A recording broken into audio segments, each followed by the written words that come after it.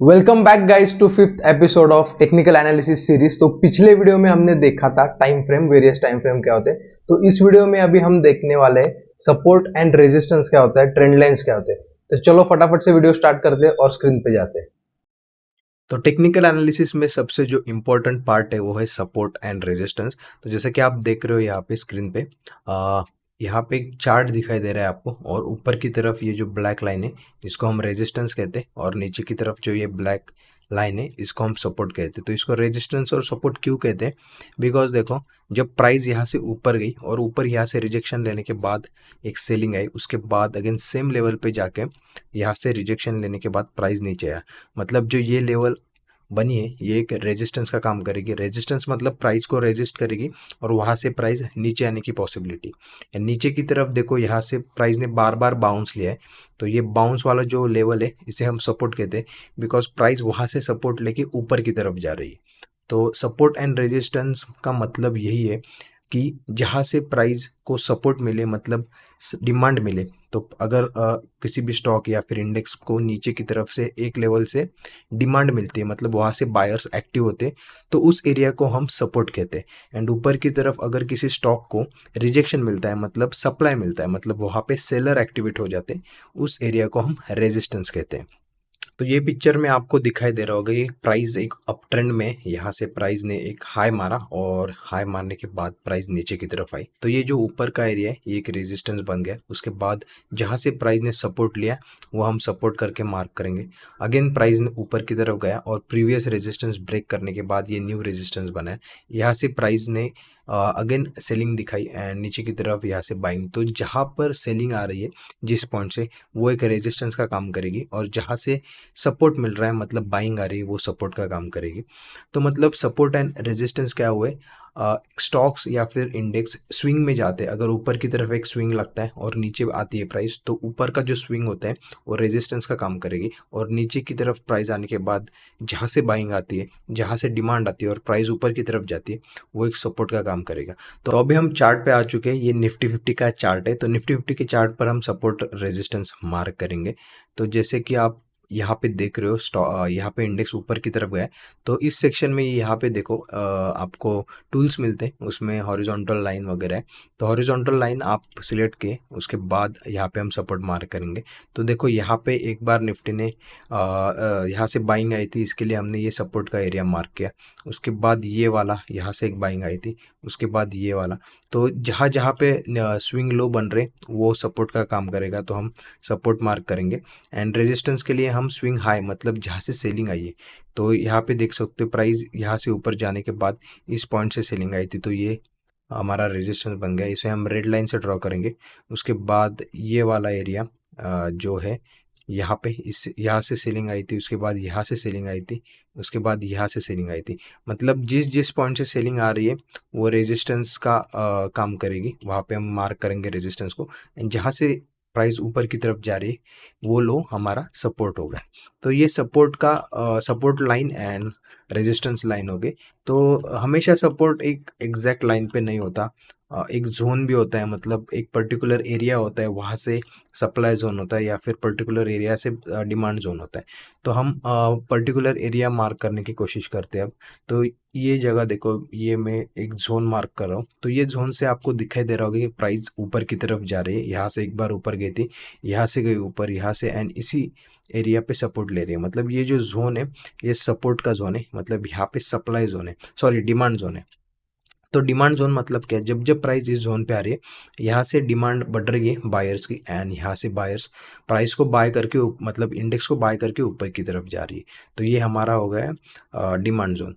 तो वैसे ही हम सप्लाई जोन मार्क करेंगे। तो अगर आप देखो ये वाला पूरा एरिया ये सप्लाई जोन है, मतलब यहाँ से एक ब्रेकडाउन हुआ था, उसके बाद इसी जोन पे गया, अगेन रिजेक्शन, इसी जोन से रिजेक्शन, इसी जोन से रिजेक्शन, मतलब ये हमारा सप्लाई जोन हुआ। एंड यहाँ से प्राइस बार बार नीचे की तरफ आ रही है। तो और हम देखेंगे प्रीवियस कहाँ पे हमें एग्जैक्ट सपोर्ट और डिमांड और सप्लाई जोन मिलते हैं। तो ये देखो, ये एक सप्लाई जोन था, बिकॉज यहाँ से प्राइस नीचे गई, यहाँ से नीचे गई, यहाँ से नीचे गई, एंड नीचे की तरफ जो ये एरिया था ये पूरा का पूरा डिमांड जोन था, जब जब प्राइस इस जोन में आ रही थी ऊपर की तरफ जा रही थी। और जब प्राइस ने इसको ऊपर की तरफ ब्रेक किया तो इसे हम ब्रेकआउट कहते हैं और मार्केट ऊपर जाता है। जब ब्रेकडाउन देता है तो मार्केट नीचे जाने की पॉसिबिलिटी बढ़ती है। तो ये हुआ support and resistance and supply demand zone. तो अभी हम ट्रेंड लाइंस देखेंगे क्या होते हैं। तो ट्रेंड लाइंस आपको देखने के लिए यहाँ पे टूल मिलता है आपको ट्रेंड लाइन का। तो ट्रेंड लाइन एक लाइन होती है जिसको एंगल होता है, मतलब किसी भी एंगल में हो सकती है। तो ये लाइन आपको एक रेजिस्टेंस और सपोर्ट का भी काम करते हैं। मतलब आप देख पा रहे हो यहाँ पे इंडेक्स का चार्ट लगाया मैंने निफ्टी फिफ्टी का। तो मैं एक ट्रेंड लाइन रेजिस्टेंस मार्क करने की कोशिश करता हूँ। ये एक स्विंग पकड़ा मैंने, उसके बाद ये दूसरा स्विंग, ये तीसरा स्विंग। तो मोर देन 2 पॉइंट से जहाँ पे भी इंटरसेक्ट हो रही है ट्रेंड लाइन, वहाँ से हम एक लाइन ड्रॉ करेंगे ऐसे। तो ये हमारा हो गया ट्रेंड लाइन रेजिस्टेंस। ये ऊपर की तरफ है, हम इसके लिए ये रेजिस्टेंस का काम करेगी। एंड अगर हम नीचे की तरफ का सपोर्ट मार्क करें तो ये वाला, ये और ओके, तो ये 2 पॉइंट से इंटरसेक्ट हो रहे हैं और यहाँ पे तीसरा पॉइंट। तो ये हमारा नीचे की तरफ का सपोर्ट वाली ट्रेंड लाइन होगी। तो ऐसे ही हम ट्रेंड लाइन को मार्क करते हैं और इसके मदद से हम ट्रेड करते हैं। तो हम देखेंगे अभी इसके मदद से ट्रेड कैसे करते हैं। तो हम अभी 5 मिनट पे स्विच हो जाएंगे और देखते हैं कहाँ पे हमें सपोर्ट रेजिस्टेंस का ब्रेकआउट या फिर ब्रेकडाउन मिल रहा है। तो ये देखो यहाँ पे मैंने एक ट्रेंड लाइन मार्क कर दी। तो ये ट्रेंड लाइन मार्क कर दी मैंने। एंड जैसे ही इस ट्रेंड लाइन का यहाँ पे ब्रेकआउट हुआ तो प्राइस एक ऊपर की तरफ शूट हुआ, मैंने उसके बाद नीचे भी आया। तो 100% ये वर्क नहीं करता, कौन सा भी एनालिसिस वगैरह 100% वर्क नहीं करता। मतलब ब्रेक करने के बाद ऊपर ही जाएगा ऐसा नहीं होता। यहाँ पे ऊपर जाने के बाद अगेन ये नीचे की तरफ आया। तो नीचे की तरफ देखो यहाँ पे हमारा डिमांड जोन था, तो डिमांड जोन से बार बार प्राइस ऊपर जाती है। तो अगेन यहाँ से ही सपोर्ट ले, तो प्राइस अभी इस सपोर्ट के आसपास है। तो अगर ये सपोर्ट नीचे की तरफ ब्रेक होता है तो मार्केट नीचे की तरफ जाने की कोशिश करेगा। एंड अभी हम थोड़ा सा सपोर्ट वाली ट्रेंड लाइन देखते हैं। तो देखो यहाँ से मैं ड्रॉ कर रहा हूँ सपोर्ट वाली ट्रेंड लाइन। तो मल्टीपल पॉइंट्स, ये पॉइंट, ये पॉइंट, ये पॉइंट, ये पॉइंट इंटरसेक्ट हुए, तो ये एक लाइन ड्रॉ हुई।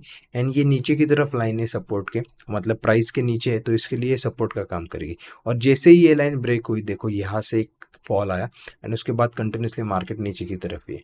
तो और एक इम्पॉर्टेंट पॉइंट, प्रीवियस जब सपोर्ट और रेजिस्टेंस ब्रेक होता है उसके बाद प्राइस ऊपर की तरफ या फिर नीचे की तरफ जाने की पॉसिबिलिटी है। मतलब सपोर्ट अगर ब्रेक होता है तो प्राइस नीचे की तरफ आ सकती है और रेजिस्टेंस ब्रेक होता है तो प्राइस ऊपर की तरफ जा सकती है। तो हम अभी थोड़ा सा चार्ट पे देखते हैं कि कहाँ पे एक सपोर्ट और रेजिस्टेंस है।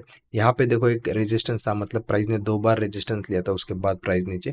और जब जब प्राइस रेजिस्टेंस को ब्रेक करते और ऊपर की तरफ जाते, और ऊपर की तरफ जाने के बाद जो प्रीवियस वाला जो रेजिस्टेंस था हमारा वो सपोर्ट का काम करेगा। मतलब आप देख पा रहे हो यहाँ पे प्राइस ने यहाँ पे ब्रेकआउट दिया, ब्रेकआउट के बाद प्राइस ऊपर गई और जब प्राइस अगेन नीचे की तरफ आई तो ये जो एरिया था ये पूरा का पूरा सपोर्ट का एरिया बन गया। मतलब जो प्रीवियस वाला रेजिस्टेंस था वो अब सपोर्ट का काम करेगा। एंड इसके वाइस वर्सा, अगर प्रीवियस वाला सपोर्ट होगा तो वो रेजिस्टेंस का काम करेगा। हम चार्ट पे देखते हैं कहाँ पे हमें प्रीवियस सपोर्ट मिलता है। तो ये देखो यहाँ पे एक सपोर्ट हमें मिल रहा है, ये देखो। तो प्राइस जब ऊपर थी उसके बाद प्राइस यहाँ पे आई, सपोर्ट ली, उसके बाद ऊपर एंड देन ब्रेकआउट, ब्रेकडाउन। तो ब्रेकडाउन देने के बाद प्राइस नीचे गई एंड अगेन ऊपर की तरफ गई। तो ये जो एरिया था जो पहले सपोर्ट का काम कर रहा था अब ये रेजिस्टेंस का काम करेगा और प्राइस नीचे आ गई। अगेन यहाँ से एक बार टेस्ट किया, अगेन नीचे, और जब ये ब्रेकआउट हुआ तो ये ऊपर गया। ऊपर जाने के बाद अब क्या होगा, ये रेजिस्टेंस था, ऊपर जाने के बाद अगेन जो प्रीवियस वाला रेजिस्टेंस था वो सपोर्ट का काम करेगा। वैसे ही क्या है, प्राइस नीचे आई, यहाँ से सपोर्ट लिया। मतलब ये जो एरिया देख रहे हो यहाँ पे देखो, जब जब प्राइस इस एरिया के नीचे है तब तक ये एरिया रेजिस्टेंस का काम करेगा, और जब जब प्राइस इस एरिया के ऊपर है तब तक ये एरिया सपोर्ट का काम करेगा। और एक बार अगर सपोर्ट ब्रेक होता है तो वो रेजिस्टेंस का काम करता है, एंड एक बार अगर रेजिस्टेंस ब्रेक होता है वो तो सपोर्ट का काम करता है। तो ये एक इंपॉर्टेंट पॉइंट है। तो आई होप आपको ये वीडियो अच्छी लगी होगी, इस वीडियो से आपको सीखने को मिला होगा। तो अगर आपको ये वीडियो अच्छी लगी तो इस वीडियो को ज़्यादा से ज़्यादा शेयर कीजिए, और अगर आपने हमारे चैनल को सब्सक्राइब नहीं किया तो प्लीज़ चैनल को सब्सक्राइब कीजिए। And thank you for watching.